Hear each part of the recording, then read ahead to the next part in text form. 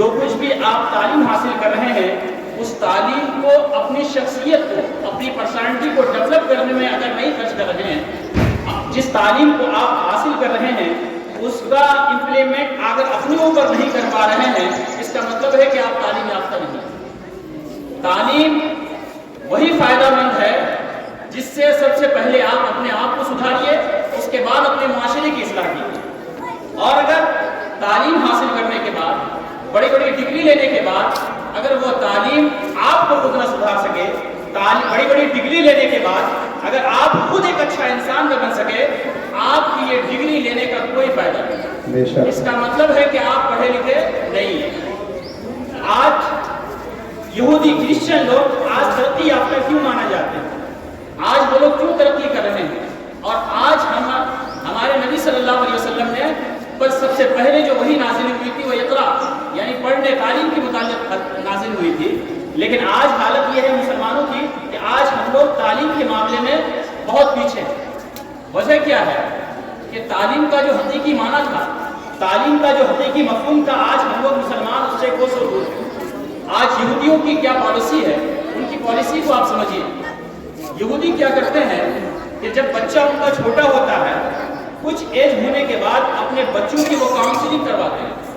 Counselling کروانے کے بعد جو بچے کے اندر جس طرح کی پوٹینشیل پاتے ہیں, اب مثال کے فار ایگزامپل اگر کوئی بچہ اس کے اندر اگر سائنٹسٹ بننے کی اگر پوٹینشیل ہے, صلاحیت ہے, ٹیلنٹ ہے اس کے اندر, اب اگر اس بچے کے ذریعے اس بچے کو اگر ہم کمپیوٹر کی اگر ایجوکیشن دیں تو وہ بچہ ناکام ہو جائے گا. تو ہم مسلمان جو آج پیچھے ہیں, اس کے پیچھے ہونے کی سب سے بڑی وجہ یہ ہے کہ ہم لوگ ٹریڈیشنل طریقے سے تعلیم حاصل کر رہے ہیں. فلاں اسکول میں پڑھ رہے ہیں, ہم بھی پڑھ رہے ہیں, فلاں مدرسے میں پڑھ رہے ہیں, ہم پڑھ رہے ہیں, لیکن اس چیز پر ہم غور نہیں کر رہے ہیں کہ اس فلاں بچے کے اندر کون سی ایسی صلاحیت ہے, صلاحیت پر ہمیں کام کرنے کی ضرورت ہے, اس کے پوٹینشیل پر کام کرنے کی ضرورت ہے, جس کو خلافت عثمانیہ کہا جاتا ہے. خلافت عثمانیہ کے بہت بڑی خلافت عثمانیہ.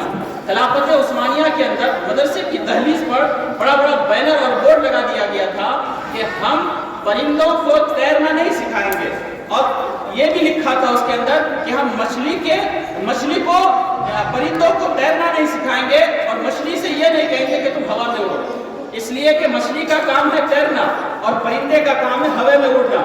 اب اگر کسی ایسا بچہ ہے جس کے اندر وہ ماسٹر بننے کی صلاحیت ہے, جس کے اندر سائنٹسٹ بننے کی صلاحیت ہے, اب اگر اس بچے کو ہم کمپیوٹر کی اگر تعلیم دیں تو وہ بچہ ناکام ہو جائے.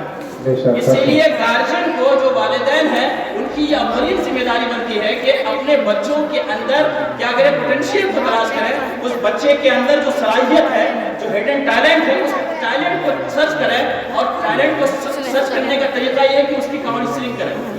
آج یہودی کرسچن آگے کیوں ہے؟ اس لیے کہ وہ لوگ ایک ٹیسٹ نکالیں, آئی کیو ٹیسٹ کا فارمولا. آئی کیو ٹیسٹ کا فارمولا کیا ہوتا ہے کہ وہ کچھ کوشچن وغیرہ بنائے جاتے ہیں, اس بچے کو ایگزام دلوایا جاتا ہے. اب وہ اس بچے کے ایگزام کو دلوانے کے بعد وہ اس نتیجے پر پہنچ جاتے ہیں کہ اس بچے کا آئی کیو ٹیسٹ کتنا ہے. اب وہ دیکھتے ہیں کہ بچہ ایوریج بچہ ہے یا پھر بچہ بہت اعلیٰ قسم کا بچہ ہے, تو اب اس اعتبار سے یعنی اس بچے کا پہلے آئی کیو ٹیسٹ کیا جاتا ہے, اور آئی کیو ٹیسٹ کرنے کے بعد اب اس بچے کے اندر جس قسم کی صلاحیت ہوتی ہے, بچہ جس ذہنیت کا مالک ہوتا ہے, اس حساب سے اس بچے کو اس فیلڈ میں ڈالا جاتا ہے. یہی وجہ ہے کہ آج یہودی کے بچے جو ہے ترقی کر رہے ہیں, آج یہودی کے بچے, کرسچن کے بچے آج پوری دنیا پر حکومت کر رہے ہیں. لیکن ہم مسلمانوں کی حالت یہ ہے کہ ہم مسلمان, جس کے نبی کی تعلیم یہ ہے اقرا سے شروع ہوتی ہے, لیکن آج ہمارے مسلمان کے بچے تعلیم کے معاملے میں پیچھے. آپ کو جس چیز میں دل لگتا ہے, جس چیز میں آپ کو من لگتا ہے, جو بکس, جو کتابیں آپ کو زیادہ سمجھ میں آتی ہے, اپنے والدین سے کہیے. اگر آپ کے والدین انایجوکیٹڈ ہیں, پڑھے لکھے نہیں ہیں, ان کے اندر اتنی صلاحیت نہیں, وہ کماتے ہیں اور آپ کی ضروریات کی تکمیل کے لیے پیسہ دیتے ہیں. اگر آپ کو لگتا ہے کہ ہم اس فیلڈ میں نہیں چل سکتے, آپ کو کسی اور چیز میں لگتا ہے کہ ہم ان چیزوں کو زیادہ سمجھ سکتے ہیں.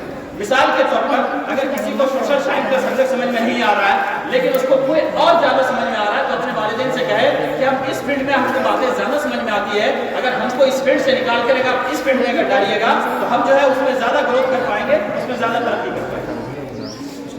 لیکن آج ہم مسلمان کیا کر رہے ہیں؟ ٹریڈیشنل طریقے سے، روایتی طریقے سے، فلاں اسکول میں چلو بچہ کو یا تو اسکول یا تو مدرسہ، یا تو اسکول یا تو مدرسہ، ان دو چیزوں میں ہم نے اپنے آپ کو محدود کر رکھا ہے۔ ہمیں لگتا ہے کہ صرف یہی دو چیزیں ہماری ترقی کے لیے، یا تو مدرسے میں کچھ بچے پڑھتے ہیں یا تو پھر کچھ بچے اسکول میں پڑھتے ہیں۔ بس سمجھتے ہیں کہ مدرسے میں پڑھو یا تو پھر کچھ بچے اسکول میں۔ نہیں، آپ پہلے دیکھیے، آپ کے والدین کو چاہیے کہ وہ کاؤنسلنگ کرے اپنے بچوں کی، جو ایکسپرٹ ہے اس فن میں اس کو لے کر کے آئے، ان سے کاؤنسلنگ کریں کہ دیکھیے کہ ہمارا بچہ کس فیلڈ میں ماہر ہے، ہمارے بچے کے اندر کون سی صلاحیتیں ہیں، ہمارے بچوں کے اندر کتنی خالدہ صلاحیتیں ہیں۔ وہ ٹیچر جو اس چیز کا ایکسپرٹ ہوگا، جو ماہر ہوگا، وہ بتائے گا کہ آپ کا بچہ اس فیلڈ میں اگر ڈالیں گے تو یہ بچہ جو ہے نا زیادہ ماہر ہے۔ آپ اپنے بچے کو اگر یہ سبجیکٹ اگر اس فیلڈ میں ڈالیں گے تو آپ کا بچہ جو ہے وہ فلاں یہ جو ہے نا کامیاب ہو سکتا ہے۔ کون جانتا تھا کہ APJ عبد الکلام وہ ہوگا جس کے اوپر ہندوستان کو ناز ہوگا؟ آپ APJ عبد الکلام کے بارے میں اگر پڑھیں گے تو حیرت ہوگی اور آپ کی آنکھ سے آنسو آ جائیں گے کہ اس کو پڑھنے کے لیے کتنی مشقت اور کتنی کٹھنائیوں کا سامنا کرنا پڑا۔ APJ عبد الکلام ایک مچھیرے کا لڑکا تھا، یعنی جس کا باپ مچھلی بیچتا تھا۔ جب گھر والوں نے پڑھانے سے انکار کر دیا تو اس کی بہن نے کہا کہ بھائی پڑھو، ہم آپ کو پڑھائیں گے۔ لاسٹ میں اس کی بہن کے پاس جو زیورات تھے، جس کو سونا اور چاندی کہا جاتا ہے، اس کی بہن نے اپنے بھائی کو پڑھانے کے لیے سارے سونے اور چاندی جو کچھ بھی زیورات تھے، اس زیورات کو بیچ کر کے اپنے بھائی APJ عبد الکلام کو پڑھایا۔ آخرکار جب اس کی بہن کے پاس جو کچھ بھی پڑھانے کے لیے زیورات وغیرہ جو تھے وہ جب ختم ہو گئے تو بہن نے بھی ہاتھ اٹھا لیا، کہا بھائی اب میرے اندر صلاحیت، اب میرے پاس اتنی طاقت نہیں ہے کہ میں آپ کو پڑھا سکوں۔ لیکن وہی APJ عبد الکلام محنت کیا اور محنت کر کے اتنا قابل بنا کہ وہ جو ہے ہندوستان کو جو ہے APJ عبد الکلام کے اوپر ناز ہے۔ تو آج آپ میں سے بہت سارے ایسے بچے ہیں جس کے اندر بہت زیادہ ٹیلنٹ ہے، بہت زیادہ صلاحیت ہے، لیکن وہ صلاحیت جو ہے ہمیں نہیں یہ سمجھ میں آ رہا ہے کہ ہم اس صلاحیت کو آگے کیسے لے کر کے جا سکتے ہیں، ہم ان صلاحیتوں کا استعمال کیسے کر سکتے ہیں۔ تو یہاں کے جو پیارے اساتذہ ہیں ان سے میں کہنا چاہوں گا کہ آپ جو ہے یہ جو ایج ہے، اس لیے کہ ایک ہوتا ہے چائلڈہڈ، ایک ہوتا ہے ارلی چائلڈہڈ، ایک ہوتا ہے لیٹر چائلڈہڈ اور ایک ہوتا ہے ایڈلٹہڈ، یعنی اسٹیجز بیان کیے۔ یہ 4 اسٹیجز ہوتے ہیں، ایک ہوتا ہے انفینسی ایج، ایک ہوتا ہے ارلی چائلڈہڈ، ایک ہوتا ہے لیٹر چائلڈہڈ اور ایک ہوتا ہے ایڈلٹہڈ۔ یہ 4 اسٹیجز بیان کیے ہیں۔ اب 0 سے لے کر کے 2 سال تک اس کو بولا جاتا ہے انفینسی ایج۔ اس کے بعد جو ہے 2 سال سے لے کر کے 6 سال تک اس کو کہا جاتا ہے ارلی چائلڈہڈ، اور پھر 6 سال سے لے کر کے 11 سال تک اس کو کہا جاتا ہے لیٹر چائلڈہڈ، اور بعض کے نزدیک 12 سال سے لے کر 18 سال تک اس کو کہا جاتا ہے ایڈلٹہڈ۔ یہ جو ایج ہے، اسی ایج کے اندر یا تو بچہ سیکھتا ہے، اسی ایج کے اندر بچے کی صحیح طور پر بنیاد ہوتی ہے، اور جس اعتبار سے اس بچے کی پرورش اور تربیت ہوتی ہے اسی اعتبار سے جو ہے نا بچہ آگے بڑھتا ہے۔ ایک ہوتا ہے انفینسی ایج، جس کو کہا جاتا ہے یہ 0 سے لے کر کے 2 سال تک۔ یہ انسان ایک بچے کے لیے کافی زیادہ کریٹیکل ایج مانا جاتا ہے۔ اس بچے کے اندر جو ہے انوکرن کرنے کی، امیٹیشن کرنے کی اس کے اندر صلاحیت ہوتی ہے، نقل کرنے کی صلاحیت ہوتی ہے۔ اب دیکھے گا کہ اپنے گارجن کو یا اپنے دادا دادی کو جس اعتبار سے جس حساب سے وہ گھر میں کرتا ہوا دیکھتا ہے، وہ بچہ اسی کی کاپی کرنے لگتا ہے، نقل کرنے لگتا ہے۔ فار ایگزامپل آپ اپنے گھر میں دیکھتے ہوں گے کہ اگر آپ کے دادا جی اگر نماز پڑھے ہوں گے تو وہ چھوٹا سا بچہ کیا کرے گا، مصلی لے کر وہی جو ہے نا کوشش کرتا ہے، جس طرح دادا جی کر رہے ہوتے ہیں، نانا جی جس طرح کر رہے ہوتے ہیں، اسی کو امیٹیشن یعنی انوکرن کرنے کی کیا کرنا ہوتا ہے، کوشش کرنا ہوتا ہے۔ اس کے بعد دوسرا ہوتا ہے ارلی چائلڈہڈ، جس کو کہا جاتا ہے 2 سال سے لے کر کے 6 سال تک۔ اس کے بعد ہے لیٹر چائلڈہڈ، اس کے بعد جو ہے پھر انسان جو ہے پھر ختم ہو جاتی ہے۔ آپ جو یہ جو ایج ہے آپ کے اندر، اس ایج کے اندر کیا کرنا ہے، آپ کو صحیح طور پر اپنے آپ کو اسی میں سنوارنا ہے، اسی چیز میں آپ کو جو ہے نا بہتر بنانا ہے۔ ہر اعتبار سے آپ کو اپنے اوپر کیا کرنی ہے، توجہ دینی ہے، آپ کو اس اعتبار سے اپنے اوپر آپ کو کام کرنا ہے۔ ایک چیز یاد رکھیے آپ، کہ آپ میں صلاحیت کی کمی نہیں ہے، آپ میں ٹیلنٹ کی کمی نہیں ہے، آپ میں بھرپور ٹیلنٹ ہے، آپ میں بہت صلاحیت بہت زیادہ ہے، آپ کچھ کیا نہیں کر سکتے، آپ ہر کچھ کر سکتے ہیں۔ انسان نے پرندے کو دیکھا کہ وہ آسمان میں اڑ رہا ہے، تو آسمان میں اڑتے ہوئے پرندے کو دیکھا اور دیکھ کر اس نے فیصلہ کیا کہ ہم کیا کر سکتے ہیں، ہم بھی اڑ سکتے ہیں، اور اس نے ہوائی جہاز کو ایجاد کیا۔ اور آج دیکھیے کہ آج سے 1400 سال پہلے اگر کوئی کہتا کہ ایک زمانہ ایسا آنے والا ہے کہ جس زمانے میں لوگ 3000 کلومیٹر 6000 کلومیٹر جو ہے 1 گھنٹہ یا 2 گھنٹہ 5 گھنٹے کے اندر طے کر لیں گے، تو وہ لوگ سمجھتے تھے یہ امپاسبل ہے۔ اس کہ ظاہر سی بات ہے 3000 کلومیٹر 6000 10,000 کلومیٹر طے کرنے کے لیے کم سے کم 1 مہینہ یا 2 مہینہ کی مسافت یا ٹائم لگتا. لیکن اس زمانے میں اگر کوئی کہتا کہ اس کو ایک زمانہ ایسا آئے گا جس زمانے میں لوگ جو ہے اس ڈسٹینس کو 3000 کلومیٹر 6000 کلومیٹر کو 5 گھنٹے کے اندر 6 گھنٹے کے اندر طے کر لیں گے, تو اس زمانے میں یہ چیز لگتا تھا کہ بہت امپاسبل ہے, یہ چیز ممکن نہیں ہے. لیکن جیسے ہی ہوائی جہاز کا ایجاد ہوا, جیسے ہی جو ہے وہ ہوائی جہاز کا ایجاد ہوا, آج دیکھیے آسان ہو گیا. چند گھنٹوں کے اندر انسان یہاں انڈیا میں رہتا ہے, دن کے 2 بج رہے ہیں, فون پہ بات بھی کہاں ہے تو پتا چلا دہلی میں ہے. اس کے بعد شام کے 6 بجے جب ان سے بات ہوتی ہے, ان سے پوچھیے کہ آپ کہاں ہیں, تو وہ کہتے ہیں عمرہ کرنے کے لیے مکہ شریف پہنچے. ماشاءاللہ, بالکل صح ہے. تو انسان کے اندر صلاحیت کی کمی نہیں ہے, آپ کے اندر ٹیلنٹ کی کمی نہیں ہے, آپ کے اندر ہر کچھ موجود ہے, لیکن آپ کو اپنے اوپر کام کرنا ہے کہ ہمارے اندر کون سی صلاحیت ہے, ہمارے اندر کون سا ٹیلنٹ ہے. اس ٹیلنٹ کو آپ اس کے اوپر محنت کیجئے, اپنی زندگی کے اوپر فوکس کیجئے آپ, اور فوکس کر کے آپ کو صرف ڈگری ہولڈر نہیں بننا ہے, بلکہ آپ کو ایک اچھا اور کامیاب انسان بننا ہے. آپ صرف ڈگری کے چکر میں مت رہیے, ڈگری لینے سے آپ کو کوئی فائدہ ہونے والا نہیں ہے. اگر آپ ڈگری لے کر کے بھی اگر اچھا انسان نہیں بن پا رہے ہیں تو آپ کا ڈگری لینا کوئی فائدہ نہیں. ہماری جو بہنیں ہیں, میں ان سے کہنا چاہوں گا کہ آپ صرف جو ہے تعلیم حاصل کیجیے. تعلیم حاصل کرنا دنیاوی زندگی گزارنے کے لیے ضروری ہے, اس لیے کہ جب تک آپ کسی چیز کے استعمال کا طریقہ نہیں جانیے گا تو آپ کو دنیاوی زندگی گزارنے کے لیے پریشانی ہوگی.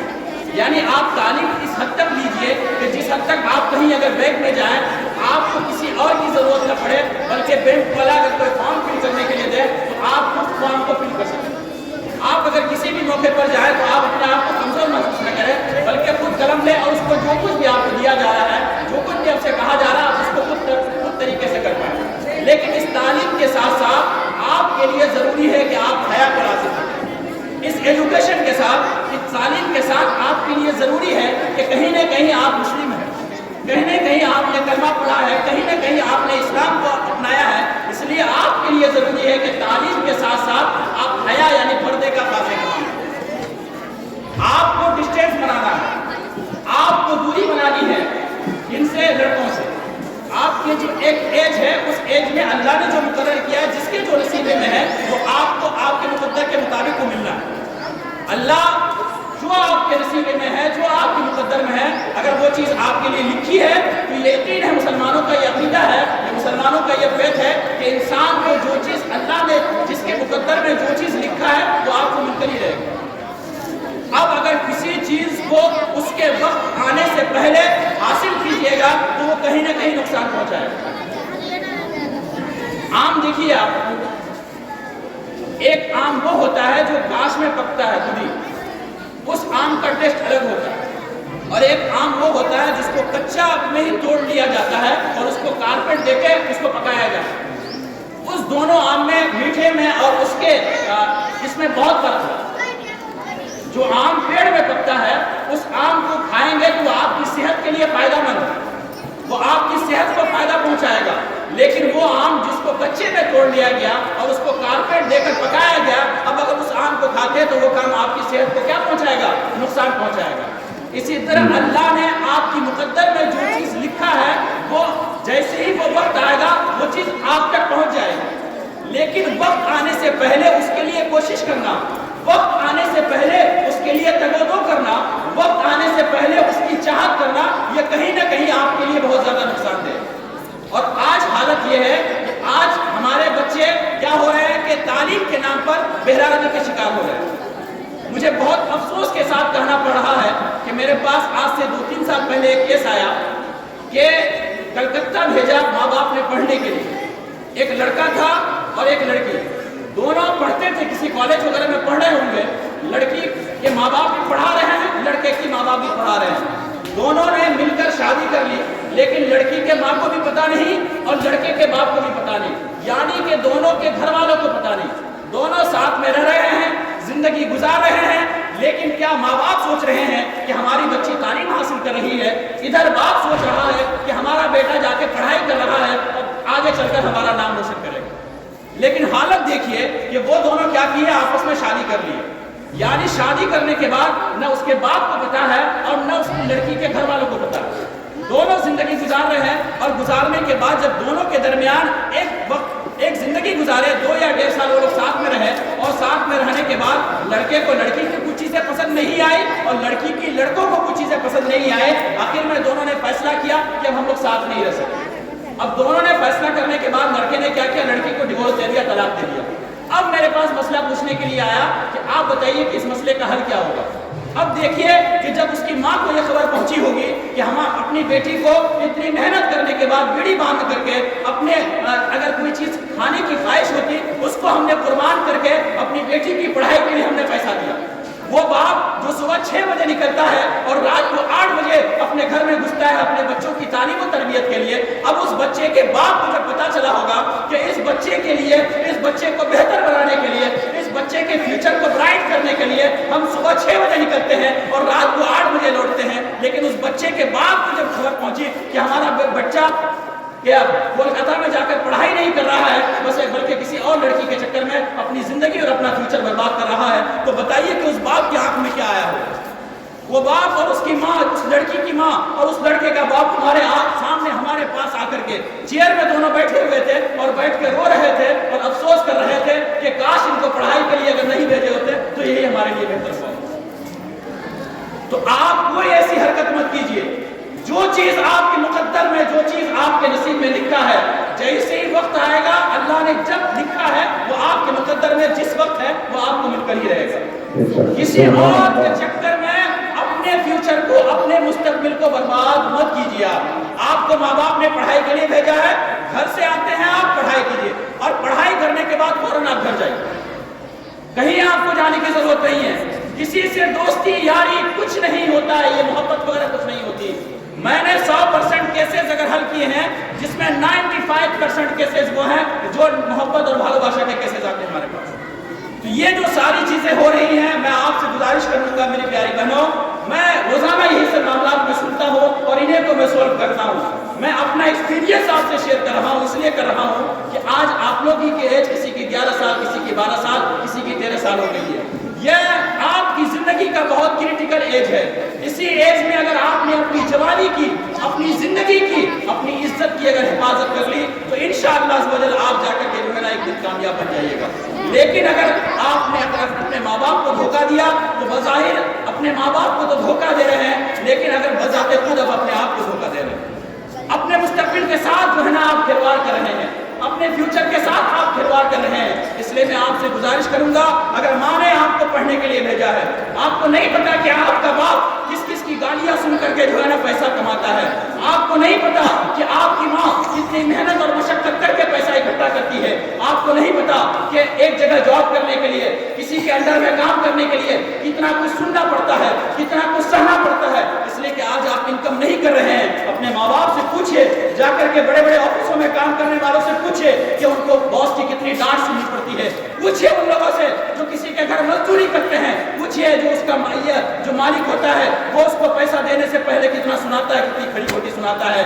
اس لیے اپنے باپ کی محنت کے قربان جانے مت دیجیے، اپنے باپ کے پسینے کو برباد جانے مت دیجیے، بلکہ ماں باپ نے آپ کی خاطر، آپ کے فیوچر کو برائٹ کرنے کے لیے، آپ کے مستقبل کو سنوارنے کے لیے جو صبح سے لے کر شام تک محنت کر رہے ہیں، آپ کا باپ جو گرمی کو گرمی اور ٹھنڈی کو نہیں سمجھ رہا ہے، اس کے پسینے کو، اس کے ٹھنڈک کو برداشت کیے برباد جانے مت دیجیے، بلکہ اگر آپ کے ماں باپ آپ کو پڑھنے کے لیے اگر بھیجے ہیں تو آپ محنت کے ساتھ، لگن کے ساتھ، جستجو کے ساتھ اور پوری طاقت و قوت کے ساتھ اپنی پوری توجہ، پوری اٹینشن جو ہے آپ تعلیم میں صرف کیجیے، تعلیم کی طرف توجہ دیجیے، آپ تعلیم میں کامیاب ہو جائیے۔ انشاءاللہ عز و جل آپ جب تعلیم کے معاملے میں اگر کامیاب ہو جائیں گے تو انشاءاللہ عز و جل آپ کا ایک سے ایک رشتہ، بہتر سے بہتر رشتہ آپ کے پاس آئے گا، اور آج جس کی محبت میں، جس کے لیے جو ہے نا آپ ہر طرح کی قربانی دینے کے لیے کوشش کر رہے ہیں، لیکن ایک وقت ایسا آئے گا جب آپ کامیاب ہو جائیں گے تو آپ کے دروازے پر ہزاروں لوگوں کی لائن لگے گی۔ میرے پیارے، اب میں آپ لوگوں سے کہنا چاہوں گا، آپ چھوٹے چھوٹے بچے ہیں، یہ جو آپ کی ایج ہے یہ پڑھنے کی ایج ہے، آپ کیا کریں، زیادہ سے زیادہ کیا کریں، اس میں محنت کریں، اس لیے کہ محنت کے بنا آپ کو کامیابی نصیب نہیں مل سکتی۔ آج میں اس جگہ سے اگر اس جگہ پہ بیٹھا ہوں تو صرف اور صرف محنت کی بنیاد پر بیٹھا ہوں. آج اس جگہ سے اس جگہ پہ بیٹھا ہوں تو محنت کی بنیاد پر بیٹھا ہوں. قرآن میں کامیابی سکسیس اس کے لیے 3 لفظ آتے ہیں. ایک ہوتا ہے نجات، ایک ہوتا ہے فوز، ایک ہوتا ہے فلاح. سکسیس اس کے لیے 3 عربی آتی ہے. ایک ہوتا ہے فلاح، ایک ہوتا ہے فوز اور ایک ہوتا ہے نجات. نجات کہتے ہیں ٹیمپرری کامیابی کو، ٹیمپرری سکسیس. ایک ہوتا ہے فوز. فوز کہتے ہیں کہ کسی بڑی کامیابی سے پہلے جو چھوٹی چھوٹی کامیابی ہے، جیسے آپ 6 کلاس میں ہیں، اینول ایگزام دیے پاس کر گئے تو کہا جائے گا کہ فازت اللہ، یعنی یہ بڑی کامیابی کے لیے یہ چھوٹی کامیابی، اس کو کیا کہا جاتا ہے؟ اس کے لیے عربی میں لفظ استعمال ہوتا ہے فوز. اور ایک ہوتا ہے نجا، یہ چھوٹی چھوٹی کامیابی جس کو ٹیمپرری کامیابی، ٹیمپرری سکسیس بولتے ہیں. تو قرآن یہ 3 لفظ آتے ہیں سکسیس کے لیے. ایک ہوتا ہے نجا، ایک ہوتا ہے فوز اور ایک ہوتا ہے فلاح. قرآن کے اندر نجا کا لفظ کہیں نہیں آیا، یعنی قرآن کے اندر ٹیمپرری کامیابی کا لفظ کہیں نہیں آیا. بعض جگہ فوز کا لفظ آیا، بعض جگہ کس کا لفظ آیا ہے؟ فوز کا لفظ آیا ہے. قرآن میں جس جگہ بھی ذکر آیا ہے وہ فلاح کا لفظ آیا ہے. ہر جگہ قرآن جو بات کر رہا ہے وہ ٹیمپرری کامیابی کی بات نہیں کرتا، بلکہ آپ کی پرماننٹ سکسیس کی بات کرتا ہے. یعنی آپ کو اپنے لیے جو فکر کرنی ہے وہ ٹیمپرری سکسیس اور ٹیمپرری کامیابی کے لیے آپ کو فکر نہیں کرنی ہے، بلکہ آپ کو پرماننٹ سکسیس کے لیے آپ کو اپنے اوپر محنت کرنی ہے. پرماننٹ سکسیس کا مطلب کیا ہوتا ہے؟ آپ جب تک دنیا میں ہیں تو آپ کی دنیا بھی ٹھیک رہے، اور جب آپ اس دنیا سے اگر چلے جائیں تو آپ کی آخرت بھی کیا ہے؟ ٹھیک. آپ کو دونوں چیزوں کے اوپر فوکس کرنا ہے. یعنی آپ دنیا کے ساتھ ساتھ آپ دین کی بہت زیادہ چیزیں آپ کو ضرورت نہیں ہے. 2-3 چیزوں پہ آپ فوکس کریں. ابھی اسٹوڈنٹ ہیں آپ، 2-3 چیزوں پہ فوکس کریں تو انشاءاللہ کامیاب ہو جائیں. پہلی چیز، سکسیس کے لیے جو بنیادی چیز ہے، بیسک چیز ہے، وہ ہے نماز. نماز اگر آپ پڑھیں گے، نماز پڑھیں گے تو یہ نماز آپ کو کیا دے گی؟ کامیابی. نماز پڑھنے سے کیا ہوگا کہ آپ کے دل کے اندر کیا ہوگا؟ سکون ملے گا. نماز پڑھنے سے کیا ہوگا کہ آپ کو طرح طرح کی جو یہ باقی جو ٹینشنات ہیں، ان ٹینشنات سے آپ کو کیا ملے گی؟ مکتی اور آزادی ملے گی. نماز اگر پڑھیں گے تو نماز پڑھنے سے کیا ہوگا کہ آپ اللہ سے قریب ہو جائیں گے. نماز پڑھنے سے کیا ہوگا کہ آپ گناہوں سے دور ہو جائیں گے. نماز پڑھنے سے فائدہ کیا ہوگا کہ آپ جو چیز حاصل کرنے میں آپ کو پریشانی ہو رہی ہے، اگر وہ چیز نماز کے ذریعے آپ اللہ کے پاس اگر دعا مانگیں گے تو اللہ عز و جل کا کیا کرے گا؟ آپ کو عطا کرے گا. تو آپ کی سکسیس کے لیے سب سے جو فرسٹ چیز ہے وہ ہے کہ نماز. آپ کو نماز نہیں چھوڑنا. ہر حال آپ 7 سال 10 سال ایج ہو گئی آپ کی، 10 سال سے نیچے کوئی نہیں ہے، 10 سال ایج ہو گئی ہے، اللہ نے آپ کے اوپر نماز فرض کیا، آپ کو نماز نہیں چھوڑنا. کسی بھی حال میں نماز نہیں چھوڑنا. ہر حال میں آپ کو نماز کے ساتھ کیا کریں؟ آپ دامن پکڑے رکھیں. نماز اگر چھوڑتے ہیں آپ تو کہیں بھی آپ کو کامیابی نصیب ہونے والی نہیں. آپ دنیا کی لاکھوں دولت جمع کر رہے ہیں، دنیا کا لاکھوں کچھ حاصل کر رہے ہیں، لیکن اگر اللہ سے قریب نہیں ہو پائے، اگر آپ اللہ سے قربت حاصل نہیں کر پائے تو سمجھیے کہ آپ کی زندگی کیا ہے؟ ناکام اور بیکار. دوسری چیز، آپ کو جھوٹ سے پرہیز کرنا. اس لیے کہ سیدنا غوث پاک رضی اللہ تعالیٰ، ان کو پیران پیر کہا جاتا ہے، غوث اعظم مستغیر کہا جاتا ہے. ان کا کتب میں اقطاب میں بہت بڑا درجہ ہے. ہم اہل سنت والجماعت کے نزدیک ان کو بہت بڑا مانا جاتا ہے. لیکن انہوں نے اپنی ماں سے وعدہ کیا تھا، ان کی ماں جب وہ تعلیم ایجوکیشن لینے کے لیے جب بھیجی تھی، یعنی بغداد سے جب انہوں نے جیلان کا سفر کیا تھا، کس کے لیے؟ ایجوکیشن پرپس کے لیے، تعلیم حاصل کرنے کے لیے. انہوں نے جب بغداد سے جیلان کا سفر کیا تو ان کی ماں نے ان کو نہیں کہا بیٹا نماز پڑھ. نماز کے لیے نہیں کہا. ماں نے ایک نصیحت کی تھی، ایک وصیت کی تھی، ایک نصیحت کی تھی. صرف کیا کہا تھا کہ بیٹا ایک چیز کامیاب، ایک چیز. اس لیے کہ وہ تعلیم حاصل کرنے کے لیے جا رہے تھے تو وہ چیز ان کو خاندانی ملی تھی. یعنی نماز کے لیے ان کو کہنے کی ضرورت نہیں پڑتی، اس لیے کہ نماز پہلے سے وہ پڑھتے ہیں. اس لیے کہ نماز یہ مسلمان کے لیے ایک بیسک چیز ہے، یہ ضروری چیز ہے. مسلمانوں کے لیے نماز کیا ہے؟ یہ بیسک ضروری چیز ہے. ان کی ماں نے ایک چیز کہا تھا، کیا کہا تھا کہ بیٹا اپنی زندگی میں جھوٹ مت. اب سیدنا غوث پاک رضی اللہ تعالیٰ عنہ کی ماں نے کیا کہا تھا کہ بیٹا زندگی میں کبھی جھوٹ مت بول. اب دیکھیں وہ پڑھنے کے لیے جا رہے ہیں، ان کی ایج بڑی مشکل سے 10 یا 11 سال کی رہی. آپ اندازہ کیجئے چھوٹا سا بچہ، اتنے بڑے چھوٹے چھوٹے سے بچے رہے. جب ان کی ماں کہاں سے بھیج رہی ہے؟ بغداد سے. وہ جیلان کا سفر کر رہے ہیں اس لیے ایجوکیشن پرپس کے لیے، تعلیم حاصل کرنے کے لیے. ان کی ماں نے کیا کہا تھا کہ بیٹا جھوٹ مت بولنا. اپنی ماں کی بات کو ذہن میں انہوں نے رکھا. کہ ہماری ماں نے ایک وصیت کی، ایک نصیحت کی کہ بیٹا کچھ بھی ہو جائے اپنی زندگی میں جھوٹ مت بولنا۔ اب جب وہ بغداد سے جب جیلان کا انہوں نے سفر کیا، راستے میں جب ڈاکوؤں نے ان کو چھینک لیا اور ڈاکوؤں نے کوشش کی کہ جس کے پاس جتنا مال ہے سارا مال ادھر نکالو۔ اب دیکھیے ویسے جب ڈاکو لوگ کسی کے اوپر حملہ کرتے ہیں تو دو لوگوں کو چھوڑ دیتے ہیں، ایک لیڈیز کو یعنی لڑکیوں کو اور دوسرا بچوں کو، ان کو ٹچ نہیں کرتے۔ جنگ کے میدان میں بھی یہی ہوتا ہے کہ دو لوگوں کے اوپر بہت ہی کم جو ہے نا یہ کیا جاتا ہے، ایک بچیوں پر یا بچوں پر، اور دوسرا یہ ہے کہ عورتوں کو زیادہ لوگ ٹارگٹ نہیں کرتے۔ اب دیکھیے چونکہ غوث پاک رضی اللہ تعالیٰ عنہ چھوٹے بچے تھے، ڈاکوؤں نے بڑے بڑے جو لوگ تھے اس قافلہ کے اندر سب کی تلاشی لی اور سب کو کہا کہ بتاؤ تمہارے پاس کیا کیا ہے۔ سب لوگوں کی تلاشی لینے کے بعد جس کے پاس جو مال نکلا سارے مال کو چھین لیا۔ اب غوث پاک رضی اللہ تعالیٰ عنہ کے بارے میں سوچا کہ یہ تو چھوٹا سا بچہ ہے، اس کے پاس کیا ہوگا، اس کے پاس تو کچھ بھی نہیں ہوگا۔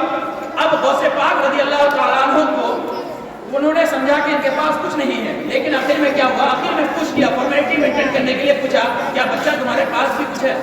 اب دیکھیے غوث پاک رضی اللہ تعالیٰ عنہ بول سکتے تھے کہ نہیں میرے پاس کچھ نہیں، ختم ہو جاتی کہانی، اس لیے کہ چھوٹا بچہ تھا ان کے اوپر شک بھی نہیں جاتا۔ لیکن غوث پاک رضی اللہ تعالیٰ عنہ کو اپنی ماں کی وہ بات یاد آ گئی کہ ہماری ماں نے کہا تھا کہ بیٹا زندگی میں جھوٹ مت بولنا۔ انہوں نے ڈاکوؤں سے کہا کہ ہاں میرے پاس 40 اشرفیہ ہیں۔ انہوں نے کہا کیا کہ 40 اشرفیہ ہیں۔ اب وہ لوگ جو ڈاکو وغیرہ تھے وہ لوگ اچنبھے میں پڑ گئے، ٹینشن میں آ گئے کہ ہمارے پاس 40 اشرفیہ ہیں، کہا ہاں میرے پاس 40 اشرفیہ ہیں۔ انہوں نے کہا کہ یہ دیکھو میرے پاس 40 اشرفیہ ہیں۔ اب وہ غوث پاک رضی اللہ تعالیٰ عنہ نے جب سچ بولا اور اس بچے کو پکڑ کے لے کے جب ڈاکو کے سردار کے پاس لے کے گئے اور جانے کے بعد ڈاکو کے سردار سے جب بات چیت ہونے لگی، کنورسیشن ہونے لگی، اور کنورسیشن ہونے کے بعد حضرت سیدنا غوث پاک رضی اللہ تعالیٰ عنہ نے کہا کہ ہم نے اپنی ماں سے وعدہ کیا تھا کہ ماں ہم اپنی زندگی میں کبھی جھوٹ نہیں بولیں گے۔ اب دیکھیے کہ جب انہوں نے اپنی ماں سے وعدہ کیا کہ ہم اپنی زندگی میں کبھی جھوٹ نہیں بولیں گے، تو ڈاکوؤں کے سردار کے ذہن میں یہ خیال آیا کہ جب ایک چھوٹا سا بچہ اپنے ماں سے کیا ہوا وعدہ نہیں بھول سکتا، اپنے ماں سے جو انہوں نے وعدہ کیا کہ ماں ہم کبھی جھوٹ نہیں بولیں گے اور وہ جھوٹ نہیں بولا، تو جب وہ ایک چھوٹا سا بچہ اپنے ماں سے کیا ہوا وعدہ نہیں بھول سکتا، تو ہم لوگ تو نہ جانے کتنے دنوں سے اللہ تبارک و تعالیٰ کے احکام کو توڑ رہے ہیں۔ اسی وقت انہوں نے حضرت غوث پاک کے ہاتھ پر توبہ کیا اور اس وقت جو ہے اپنے گناہوں سے کیا ہو گئے طائب۔ اس لیے دوسری چیز آپ کو اپنی زندگی میں جو آپ کی سکسیس کے لیے جو رکاوٹ بنتی ہے وہ ہے کہ جھوٹ۔ تو اس لیے اگر آپ کو کامیابی حاصل کرنی ہے، اگر آپ کو سکسیس ہونا ہے، کامیاب ہونا ہے، تو دوسری چیز آپ کو جو زندگی سے جو ہٹانا ہے وہ تیسری چیز کیا ہے؟ جھوٹ۔ اس جھوٹ کو کیا کریں آپ اپنی زندگی سے ہٹا دیں۔ کوشش کیجئے کچھ بھی ہو جائے، ارے کیا ہو سکتا ہے، سچ بولیے گا 2 ڈنڈا مار پڑ سکتا ہے، اور کیا ہو سکتا ہے آپ کی زندگی سے؟ کچھ نہیں ہو سکتا۔ آپ اگر سچ بولیے گا، سچ بولنے کی اگر آپ کو عادت ہو جائے گی، جب یقین ہو جائے گا، آپ چھوٹی موٹی اگر غلطی بھی کیجیے گا تو چھوڑ دیا جائے۔ ٹیچر لوگ کیا کرتے ہیں، ٹیچر ایسے ہی کسی کے اوپر ڈنڈا چارج نہیں کرتے، بلکہ وہ دیکھتے ہیں کہ اگر یہ بچہ اگر بہت اچھا ہے، اگر اس سے چھوٹی چھوٹی اگر مسٹیک بھی ہو جاتی ہے اس کو کہتے ہیں کہ چلو کوئی بات سمجھ میں آ رہی ہے آپ کو۔ اسی لیے دوسری چیز جو آپ اپنی زندگی سے اگر آپ کو دور کرنا ہے وہ جھوٹ، اور یہ کیا کرنا ہے کہ سچ کا دامن آپ کو کیا کرنا ہے، پکڑنا۔ تیسری چیز آپ کو اپنے ٹیچرز کا احترام کرنا ہے، ادب کرنا ہے۔ آپ کو سکسیس، آپ کی کامیابی کے لیے جس کو ماسٹر کی کہا جاتا ہے، ایک تالا کھولنے کے لیے ایک چابی ہوتی ہے، جس چابی سے وہی تالا کھلے گا جس تالا کے لیے وہ چابی بنی ہے، لیکن ہوتا ہے ایک ماسٹر کی۔ ماسٹر کی کا مطلب کیا ہوتا ہے کہ اس چابی سے سارے تالے کھل سکتے ہیں، کوئی بھی تالا۔ تو آپ کی سکسیس کے لیے جو ماسٹر کی کا کام کرتا ہے وہ آپ کے لیے آپ کے ٹیچرز کا ادب اور سمان۔ جب تک آپ اپنے اساتذہ کا، ٹیچرز کا اگر سمان اور ادب نہیں کرتے ہیں تب تک آپ جو ہے ایجوکیشن کے معاملے میں کامیاب نہیں ہوتے۔ انسان علم حاصل کر کے صرف کامیاب نہیں ہو سکتا جب تک کہ ان کے ٹیچرز کا ان کے اوپر فیض نہ ہو۔ آپ اندازہ کیجئے کہ ہماری ایج 24-25 سال ہو رہی ہے، ہم نے 24-25 سال ایج میں کتنی کتابیں پڑھ لی ہوئی؟ 500-700 کتابیں پڑھی ہوں گی، 300-400 بکس پڑھی ہوں گی ہم نے۔ لیکن اب دیکھیے کہ ہمارے پاس جو مسائل آتے ہیں وہ ایسے بھی مسائل آتے ہیں جن مسائل کو ہم نے کبھی کتاب میں پڑھائی نہیں، لیکن ہم جو اس کو مسائل کو جو حل کرتے ہیں، سولو کرتے ہیں، وہ صرف پڑھے ہوئے کتاب سے ہم نہیں کرتے ہیں، بلکہ ہمارے اساتذہ اور ٹیچرز کا ہمارے پر فیضان جاری ہوتا ہے، اور جس فیضان کی وجہ سے کیا کرتے ہیں، مسائل کو حل کرتے ہیں۔ اسی لیے آپ کی سکسیس کے لیے، آپ کی کامیابی کے لیے جو تیسری اہم اور جو نیسیسری اور ضروری چیز ہے وہ یہ ہے کہ اپنے ٹیچر کا آپ کو کیا کرنا ہے، سمان کرنا ہے، ادب کرنا ہے۔ चार इमाम गुजरे हैं, इमाम शाफी, इमाम आजम, इमाम मालिक और इमाम अहमद इब्न हंबल। इमाम शाफी रहमतुल्लाह अलैह जो इमाम आजम अबू हनीफा के शागिर्द माने जाते हैं, और इमाम शाफी रहमतुल्लाह अलैह का हाल ये था कि इमाम शाफी रहमतुल्लाह अलैह इमाम आजम अबू हनीफा रहमतुल्लाह अलैह का जिधर घर पड़ता था उस तरफ कभी पैर करके नहीं सोते। यानी अपने टीचर का इतना सम्मान करते थे, अपने टीचर का इतना अदब करते थे कि उनकी तरफ पैर करके, ये जो पैर है पैर करके सोना पसंद नहीं करते। आप अपने टीचर को देख रहे हैं कि आपका टीचर रास्ते से गुजर रहा है, आप साइकिल से जा रहे हैं, बाइक से जा रहे हैं, तो आपके ऊपर जरूरी है कि आप क्या करें, साइकिल से उतर के खड़े हो जाए। उनको टीचर को क्या कीजिए, जाने दीजिए, उसके साथ मदद के साथ उनको ये कीजिए। आज क्या होता है कि हम लोग क्या कर रहे हैं कि टीचर भी उसी के साथ जा रहे हैं और बच्चे भी जो है ना उसके साथ बराबरी में जो है ना चलना अपने लिए बहुत महसूस करते हैं। इस तरह अगर आप चलिएगा तो आपको जो है कामयाबी मिलने वाली नहीं है। आपकी सक्सेस का जो बेहतरीन राज है वो ये है कि आप क्या करें, अपने टीचर की क्या करें, इज्जत करें, उनकी रिस्पेक्ट करें। तो मैंने आपको 3 बुनियादी चीजें बताई। पहली चीज, आपको नमाज का दामन कभी नहीं छोड़ना है किसी भी हाल में। आप अगर खड़े होकर नमाज नहीं पढ़ सकते, बैठ कर नमाज पढ़िए, बैठ कर नमाज नहीं पढ़ सकते, आप सोच कर नमाज पढ़िए। नमाज किसी भी हालत में आपको नहीं छोड़ना। दूसरी चीज, आपको झूठ नहीं बोलना, यानी झूठ से आपको बिल्कुल परहेज करना है। और तीसरी चीज जो आपकी सक्सेस के लिए बेहतरीन चीज है वो ये है कि आप क्या करें, आपको अपने असातिज़ा का रिस्पेक्ट करना है, उनकी ताज़ीम करनी है, उनकी तौक़ीर बजा लानी है। इन 3 चीज़ों पर अगर आपने अमल कर लिया तो इंशाअल्लाह अज़्ज़ व जल हम उम्मीद करते हैं और अल्लाह ताला की बारगाह में दुआ भी करते हैं कि अल्लाह तबारक व तआला तमाम को क्या करे, कामयाब करे और आपकी दुनिया को भी बेहतर बनाए और आपकी आखिरत को भी क्या करे, बेहतर बनाए। मैं इसी के साथ अपनी गुफ्तगू खत्म करता हूँ। वमा अलैना इल्ला अस्सलामु अलैकुम व रहमतुल्लाहि।